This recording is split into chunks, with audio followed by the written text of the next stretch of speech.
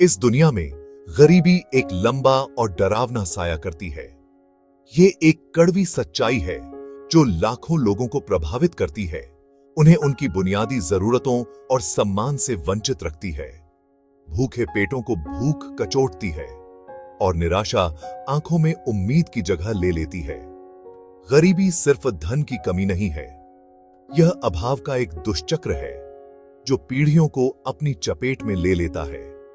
यह एक जटिल समस्या है जिसकी जड़ें सामाजिक ढांचे में गहरी हैं, जो अक्सर असमानता और अवसर की कमी के कारण बनी रहती है। गरीबी का चेहरा अक्सर भाग्यशाली लोगों की उदासीनता के पीछे छिपा होता है।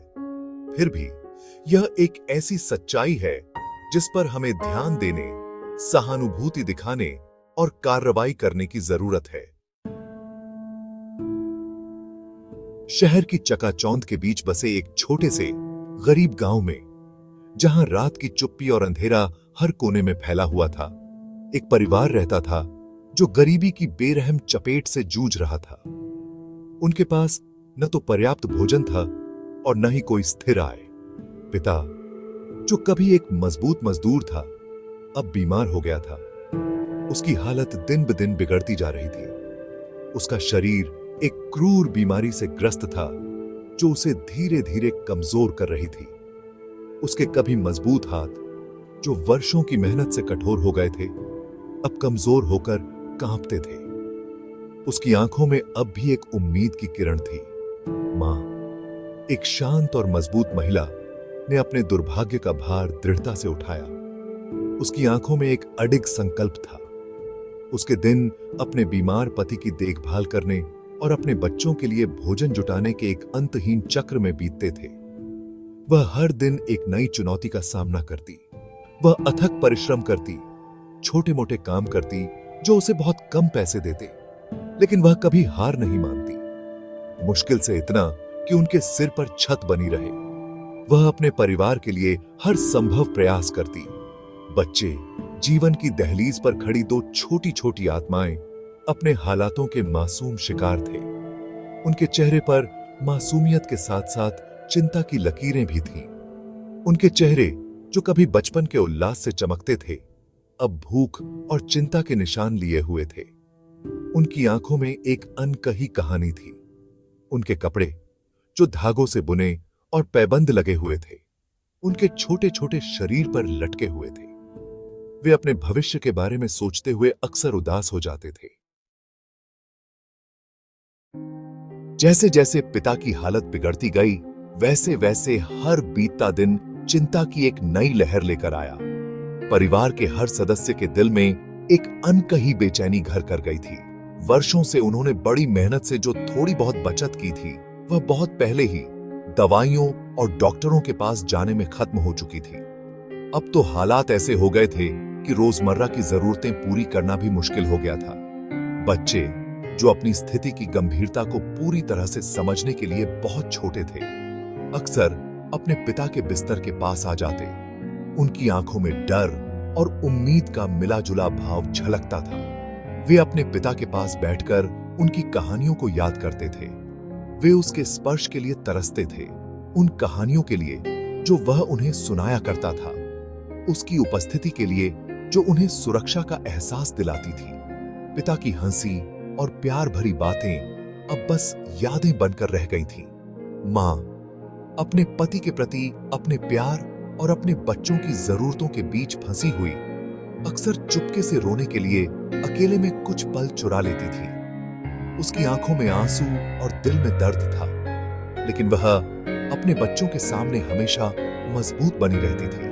उनकी गरीबी का बोझ, उनके भविष्य की अनिश्चितता दम घोंटने वाली ताकत के साथ उस पर हावी थी। हर दिन एक नई चुनौती लेकर आता था और हर रात एक नई चिंता। नियति को कुछ और ही मंजूर था, एक ऐसा मोड़ जो किसी ने सोचा भी नहीं था। उनका नाजुक संसार उस समय चकनाचूर हो गया जब जो होना ही था हो गया। एक पल में सब कुछ बदल गया।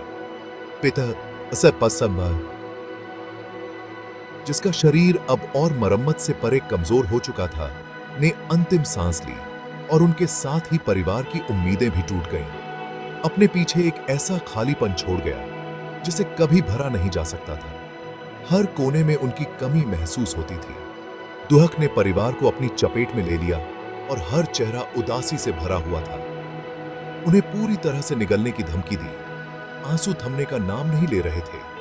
बच्चे, जिनके युवा मन मृत्यु की अंतिमता को समझने के लिए संघर्ष कर रहे थे, फूट फूट कर रोने लगे।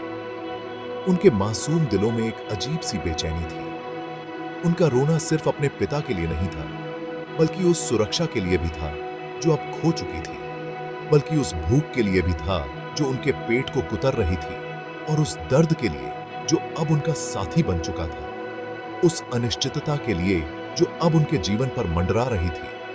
भविष्य अब एक धुंधला सपना बन गया था, लेकिन उनकी निराशा के बीच एक उम्मीद की किरण भी थी। मां के भीतर दृढ़ संकल्प की एक किरण जगमगा उठी। उसने अपने आंसू पोंछे और एक नई शुरुआत की ठानी। वह जानती थी कि उसे अपने बच्चों की खातिर मजबूत बनना होगा, उनके लिए एक नई राह बनानी होगी। उसे उनके लिए भोजन जुटाने और उनके भविष्य को सुरक्षित करने के लिए हर संभव प्रयास करना होगा। उन्हें उन कठोर वास्तविकताओं से बचाने का रास्ता खोजना होगा जो अब उन्हें अपनी चपेट में लेने की धमकी दे रही थी। परिवार ने एकजुट होकर इन कठिनाइयों का सामना करने का संकल्प लिया, और मां ने अपने बच्चों के लिए एक नई उम्मीद की किरण जगाई। भारी मन और खाली पेट लेकर परिवार ने अपनी गरीबी की खाई में अपनी यात्रा शुरू की। मां, जो अब अपने बच्चों के लिए मां और पिता दोनों थी, उन्हें खाना खिलाने, उनके सिर पर छत रखने के लिए दृढ़ थी। लेकिन उनके हालात बद से बदतर होते गए। उसके छोटे मोटे कामों से होने वाली अल्प कमाई मुश्किल से उनके गुजारे लायक थी। कई दिन ऐसे भी आते थे जब उन्हें भूखे पेट सोने के लिए मजबूर होना पड़ता था। उनके पेट विरोध में गरजते थे। कुपोषण के कारण बच्चों का शरीर कमजोर हो गया। वे बीमार रहने लगे। उनकी हंसी, जो कभी खुशी का स्रोत थी, अब दर्द और भूख के कारण कराह में बदल गई थी। जैसे जैसे उनकी दुर्दशा गांव में फैली, कुछ लोगों ने मदद का हाथ बढ़ाया। उन्हें खाने के लिए जूठन और पुराने कपड़े दिए। लेकिन कुछ लोग ऐसे भी थे जिन्होंने मुंह फेर लिया। उनके दिल उदासीनता से सख्त हो गए थे। मां, उसकी भावना अटूट थी। अक्सर गांव के मंदिर के बाहर खड़ी रहती। उसकी आंखें मदद की गुहार लगाती रहती। उसने देखा कि अमीर लोग मंदिर में प्रवेश करते हैं। उनके हाथ फलों, फूलों और धन दौलत की भेंटों से लदे हुए हैं। वह सोचने पर मजबूर हो गई, क्या भगवान को एक बेजान मूर्ति को सजाने की तुलना में भूखे बच्चे को खाना खिलाना अधिक पुण्य का काम नहीं होगा? उसके शब्द, हालांकि अनकहे, अनगिनत अन्य लोगों की भावनाओं को प्रतिध्वनित करते थे जो चुपचाप पीड़ित थे। इस परिवार की कहानी कोई अनोखी नहीं है।